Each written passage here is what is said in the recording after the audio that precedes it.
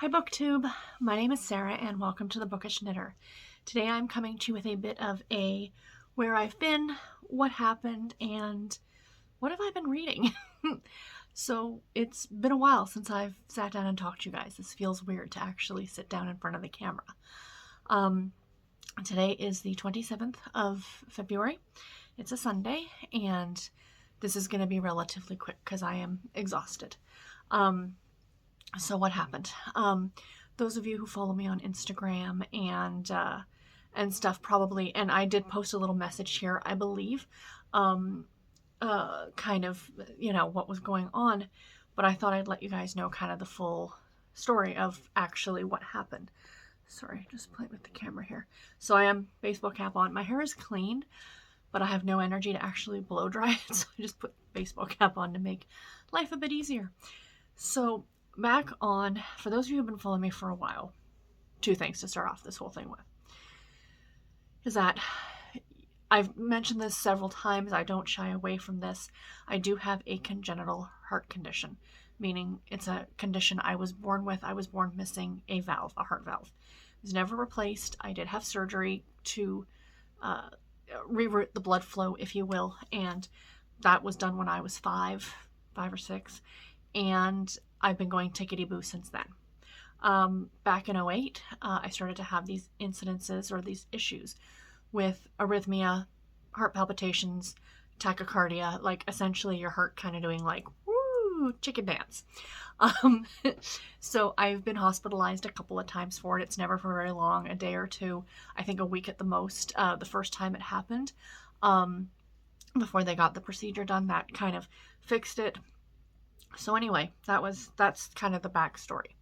So in November and December, you guys, if you've been watching me for a while, you know that I was having a few more incidences of these arrhythmias. And that's usually the first sign. It's like they slowly start to creep up on you. Like slowly you'll get one and it'll last a couple hours or it'll last 10 minutes and then it slowly builds and builds and builds. So I had had to wear a 24-hour, not a 24-hour, a 14-day Holter monitor starting, I think it was at the end of January. It must have been the end of January.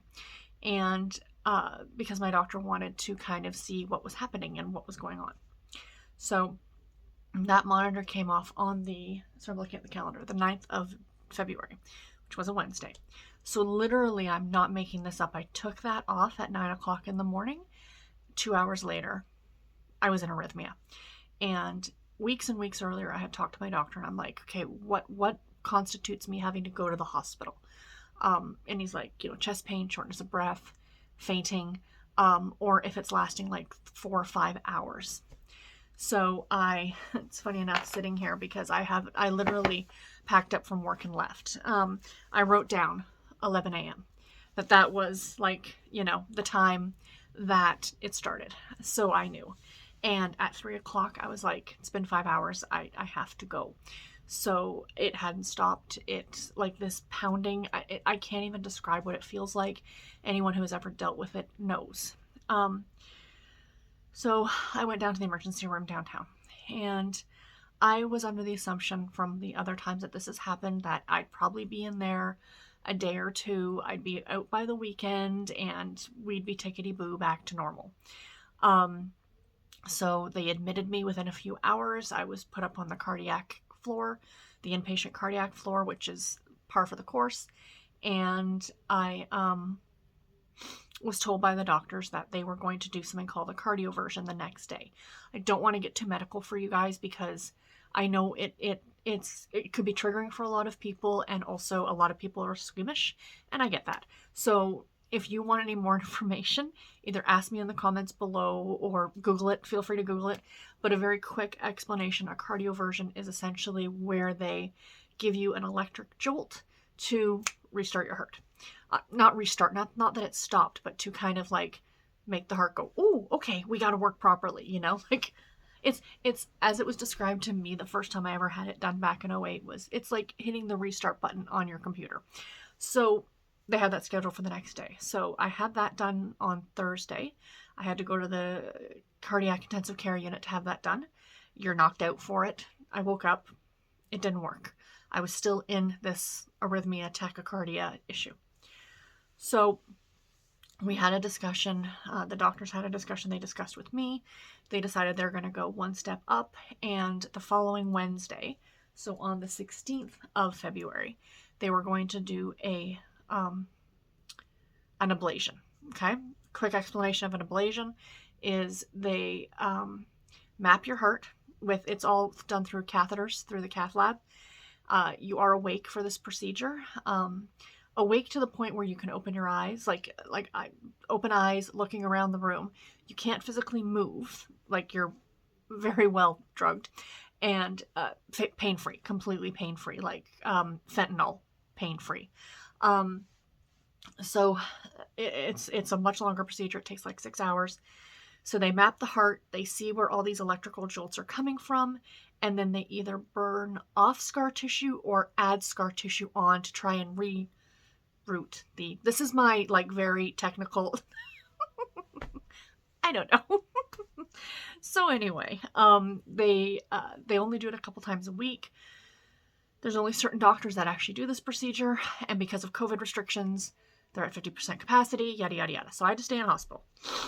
And so I stayed in hospital, and then I had that procedure done on the Wednesday, hoping, okay, I'll go home on the Thursday, Bob's your uncle. It also didn't work.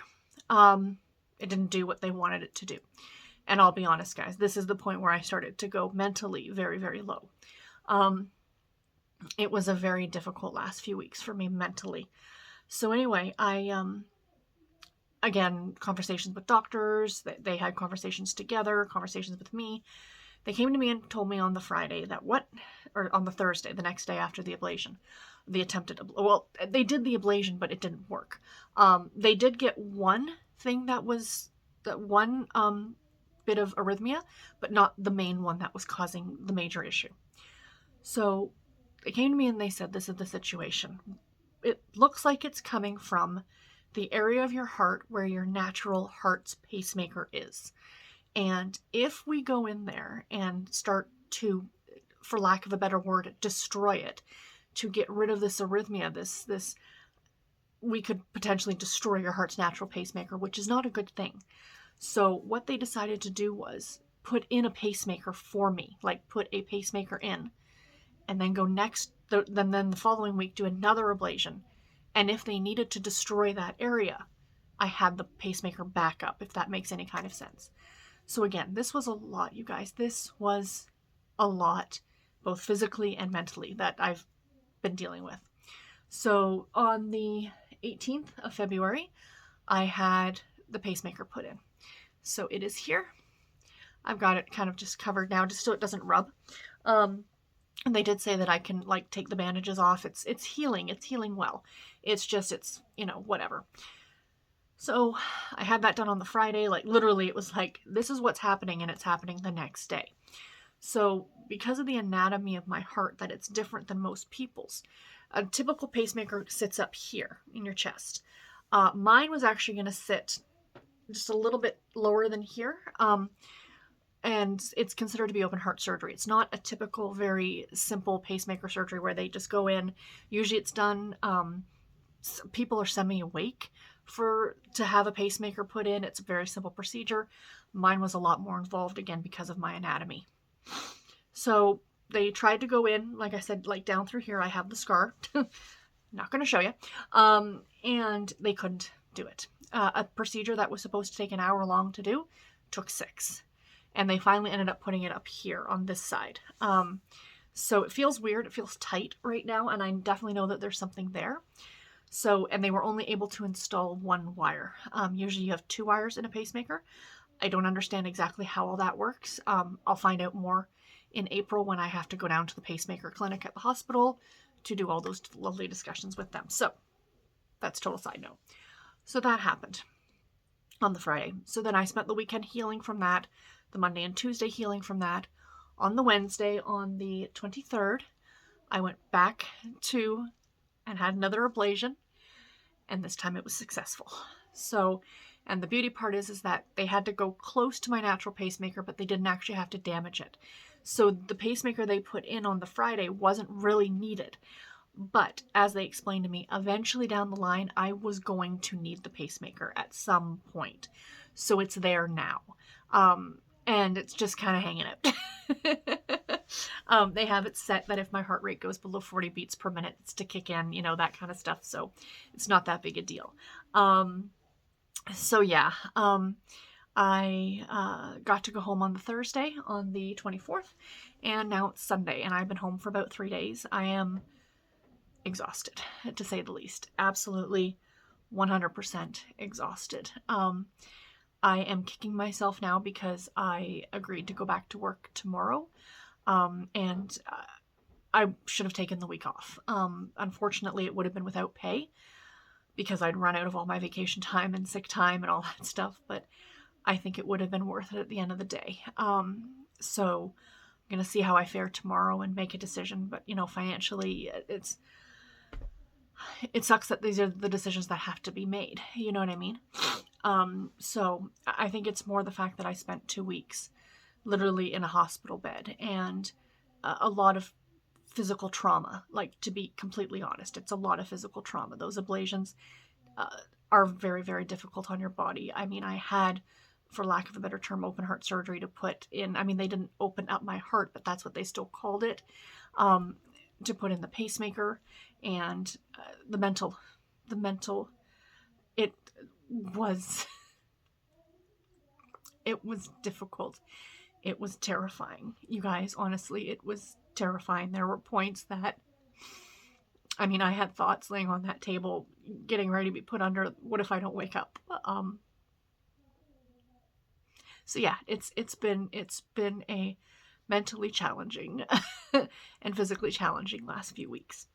So, but I'm feeling better. Like, it'll take some time. They say it can take up to like a month or so with a pacemaker and stuff like that. Like the other procedures, pretty much you can bounce back from those relatively quickly, but the pacemaker stuff takes a bit longer. So that's what kind of happened. That's what happened. That's where I've been. And I thank everybody for their well wishes and everything like that. It's been fabulous. I mean, that's really been cheerful for me. It's been fantastic. I'm grateful for that. I am hoping to get back into YouTube and all that stuff. We'll see how much into it. I do have my TBR put together for the month of March. Whether I sit down and do a video, we shall see. That might be in a couple of days. But we'll see. I've just been tired. Reading wise, you guys, I have not been reading. Like you'd think with all that time in the hospital just sitting around that I would have read like 1,000 things, but I can't read when I am stressed and upset and anxious, which I was. I mean, pretty much that was 2 weeks of anxiety, just sheer anxiety. And I pretty much just mentally checked out. Like, in a way, I just sat and watched Amazon Prime. I start to finish, I watched a TV show called Little Mosque on the Prairie, which I watched years ago. It's a Canadian television show. It's 6 seasons. The first and last seasons are like short, like 6 or 8 episodes, and it's charmingly delightful. It is about a group of Muslims who have a mosque in a Anglican church in the Canadian prairies out in Saskatchewan. And that's exactly what I needed. Was completely mindless, something to watch. I did get a bit of reading done. If you guys are interested to see what I did read, I'm not going to go ahead and do this is what I've been reading. Please just check my Goodreads and see. I think I finished like 4 books. So yeah, so that's it, you guys. I really don't have a lot more to share with you. Like I said, I'm tired. I just wanted to kind of come on and say hi. I am hoping on Tuesday to restart the vlog. I'll start the vlogs fresh on the 1st of March, and hopefully next Sunday I'll get the first one posted. And yeah, you guys, that's really about all that I have. Thank you again all so much for the well wishes. I'll keep you updated on how I'm feeling. I do feel good. Again, I'm just tired. I just need to get my strength back and stuff like that. So yeah, that's the hard part, is coming off of something like this. So, but thank you guys. I will talk to you all in my next video. Take care and happy reading, everybody. Bye.